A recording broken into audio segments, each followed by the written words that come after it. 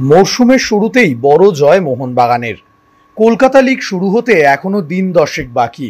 আমরা আগেই জানিয়েছিলাম কলকাতা লিগ অভিযান শুরুর আগেই বেশ কয়েকটা প্রস্তুতি ম্যাচ খেলবে সবুজ মেরুন ব্রিগেড। শুক্রবার সকালে প্রথম প্রস্তুতি ম্যাচে 6-1 গোলে বিধাননগর মিউনিসিপ্যালিটি স্পোর্টস একাডেমিকে হারালো মোহনবাগান। নতুন কোচের তত্ত্বাবধানে জয় দিয়েই অভিযান শুরু করল ফারদিন সুহেলরা। এদিন কোচ ডেগি কার্ডোজো দলের অধিকাংশ ফুটবলারকে দেখে নিতে চাইলেন।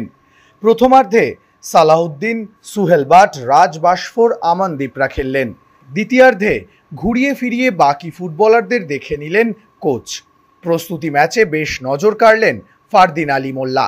একটি গোল করলেন এবং একটি গোল করালেন। জোড়া গোল করলেন আদিল। গত কয়েকদিনের অনুশীলনে বল পায়ে দেখা যায়নি দীপেন্দু বিশ্বাসকে। এদিন সাইড লাইনে বসে পায়ে বরফ দিতে দেখা গেল তাকে।